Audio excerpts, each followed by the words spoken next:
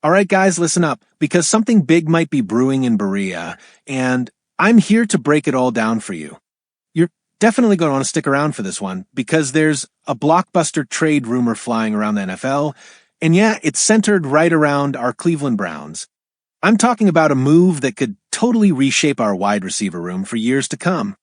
Now, imagine this for a second: Jerry Jeudy and Chris Olave lining up side by side, repping maroon and orange. That's right, that Chris Olave. The same dude who absolutely cooked defenders back in his Ohio State days. The same one who was taken in the first round by the Saints just a few seasons ago. And here's the wild part. This isn't just some random post from an anonymous burner account. This came straight from Albert Breer at Sports Illustrated.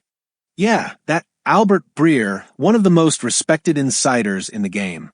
According to Breer, both the Browns and the Steelers made real, legit inquiries about Olave earlier this offseason. At the time, the Saints weren't ready to let him go. But here's what's changing: the Saints are inching closer and closer to a full-on rebuild. They might not say out loud, but just look at their quarterback situation. Tyler Shaw is sitting at the top of the depth chart. I mean, come on. That tells you everything you need to know. Now swing it back to Cleveland. One thing we've all learned about Andrew Berry: this man lives for wide receiver trades. He's not just active, he's obsessed. He's made moves for Amari Cooper, Elijah Moore, and most recently Jerry Jeudy. This is what Berry does. And if there's one thing he's shown, it's that no just means not yet. Remember how long it took him to land Jeudy? That was a year-long grind. And I could totally see that same kind of persistence paying off with a Chris Olave deal. Let's be honest, our current receiver group isn't exactly lighting it up. Jeudy, as much potential as he has, finished fifth on the team in receiving yards last season. That's not WR1 material by any stretch. Mike Woods hasn't even hit 100 yards in his entire career, and he's our WR3 right now. And Deontay Johnson, he couldn't stick with 2 playoff teams last year. That's a huge red flag. But picture this: Jeudy and Olave locked in for the next 3 to 4 years. Judy's just starting a 3-year extension. You trade for Olave, trigger his 5th-year option, then hand him a long-term deal. Suddenly, this offense goes from underwhelming to downright explosive. Whoever's under center actually gets a real set of weapons. And let's be real, how are we supposed to evaluate any quarterback when they're throwing to guys who wouldn't crack the top 3 on most playoff teams? Speaking of quarterbacks, oh yeah, there's more. Albert Breer dropped another bombshell. His prediction? Joe Flacco is the frontrunner to start Week 1. Yes, 40-year-old Joe Flacco. The same guy who was literally sitting on his couch before we called him last season. But here's the thing: when he showed up, he showed out. He carried us through chaos and brought us to the playoffs. But here's where things get even crazier. Kenny Pickett is suddenly getting serious first-team reps in OTAs. Yeah, that Kenny Pickett, the former Steeler. Never thought I'd be saying his name while talking Browns football, but here we are. Now don't jump the gun. Stefanski's not pushing Flacco full throttle right now. It's May. This is the evaluation phase. They're just seeing what Pickett and even the rookies Dylan Gabriel and Shadur Sanders can do. Let's not forget, most teams only carry 2 quarterbacks on the final 53-man roster. Sometimes just one active on game day. And with Deshaun Watson unlikely to be ready for Week 1, this QB room is stacked, and not in a good way. So, what happens? Do you roll with Flacco and Pickett? Do you cut one of them? Gabriel was a 3rd-round pick. Sanders might be a future franchise guy. You're not letting either of them walk. But let's say Flacco looks like the best guy in camp, and Pickett still outshines the rookies. Are you really cutting a young former first-rounder just because he's not Flacco in August? That's the dilemma. You either ride with the 40-year-old who's got 1 good year left, or keep the young guy who could be your bridge QB. And this isn't just about performance, it's about team chemistry, locker room vibes, and setting the tone for the entire season. And here's a stat that hurts. If we start anyone besides Deshaun Watson in Week 1, we'll have had 8 different week 1 starters over the last 10 years.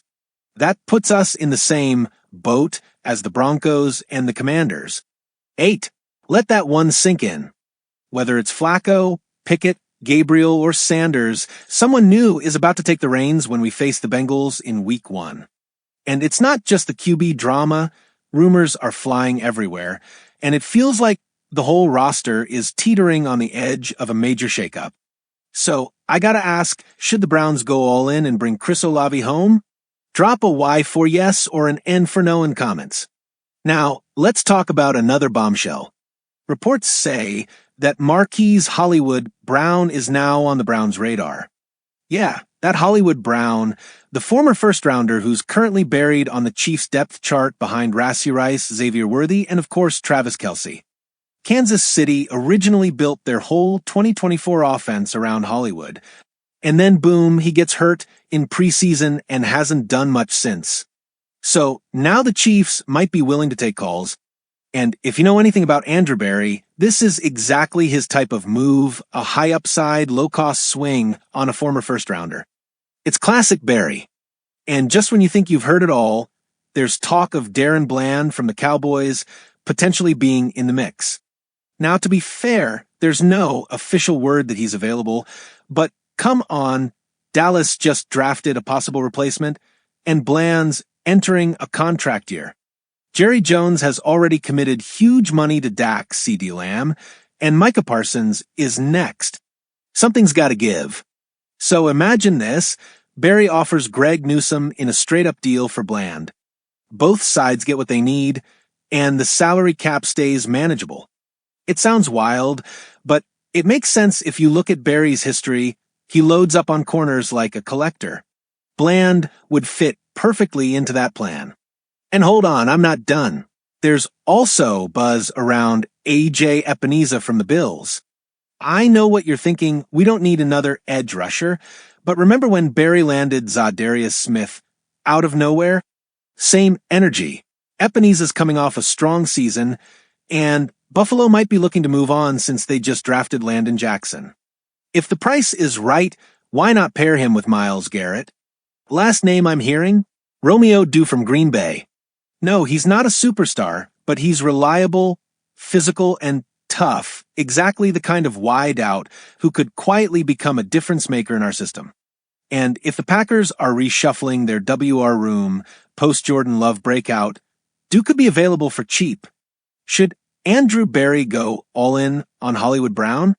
Would I trade Greg Newsome for Darren Bland? Is A.J. Epineza really worth the capital? And what about Romeo Doux? Could he be the hidden gem that nobody's talking about?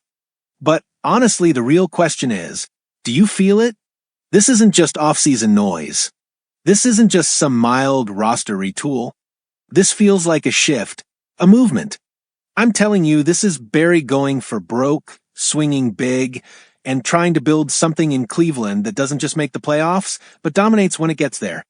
Let me know what you think in the comments, and don't forget to like the video and subscribe, because what's going down in Berea right now could define this franchise for the next decade.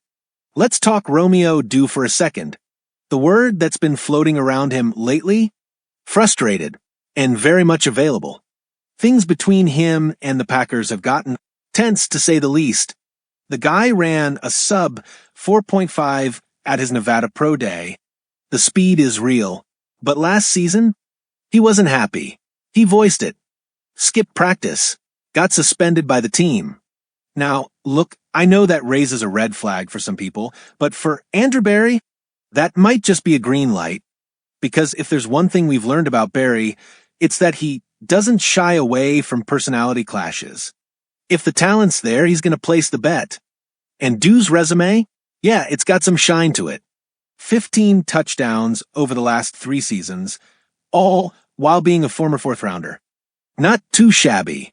But here's the part that really catches my eye. The Packers just used a first-round pick on wideout Matthew Golden out of Texas. That tells me Doux might be on borrowed time in Green Bay. This is exactly the kind of move Berry pounces on. If Hollywood Brown's price gets too high, you pivot. You go get Doux for pennies. Young. Explosive, cap-friendly, That's how you build a wide receiver room that evolves without draining the bank. And now, here we are, Browns fans. We're standing right on the edge of what could be one of the most aggressive, high-stakes off-seasons in recent memory. Hollywood Brown, Darren Bland, A.J. Epineza, Romeo Dew. Every one of these names could be wearing brown and orange by the time training camp kicks off if Barry decides to pull the trigger. But now the spotlight turns to you. What do you want to see happen? Which move gets you hyped? Which one makes you a little nervous? Do you go all in on a dynamic playmaker like Hollywood Brown, or go for a cost-effective guy with a chip on his shoulder like Dew? Do you shake up the secondary with a blockbuster for Bland? Or do you beef up the trenches with Epineza, a rising edge rusher who could line up opposite Myles Garrett and take this defensive line to the next level? Because let's be real, none of these moves are happening in isolation. Barry isn't just trying to patch holes. He's building a roster that's versatile, aggressive, and ready to pivot as the 2025 season unfolds. Whether it's Hollywood stretching the field, Bland locking down the perimeter, or Epineza wrecking pockets next to Garrett, it all points to one thing. The Browns aren't rebuilding. They're reloading. Let's zoom in on the wide receiver room again. Outside of Amari Cooper, it gets murky. Elijah Moore has some upside, no doubt. But beyond that, there's a real need for a legit number 2 or a vertical threat who can blow the top off a defense. DeAndre Carter's mostly special teams. Deontay Johnson? There are real questions about whether he even makes the 53-man roster. And let's be honest, passing on receivers in the draft sent a message. Either Barry's got a trade lined up, or he's watching and waiting for post-camp roster cuts. Hollywood Brown fits what we need. A big play threat with something to prove. And if Kansas City's even remotely picking up the phone, I guarantee you Barry is calling. But if the price gets ridiculous, you look at Romeo Dew. Younger, cheaper, less injury-prone. Yeah, there's baggage, but in this league, talent beats temperament every time. And Barry's never been scared to bet on bold personalities if they perform on the field. Now, let's flip back to the defense. The idea of swapping Greg Newsome for Darren Bland? That's not just wild speculation, it actually makes some sense. Newsome's dealt with inconsistency and nagging injuries. Meanwhile, Dallas is staring down some massive financial commitments.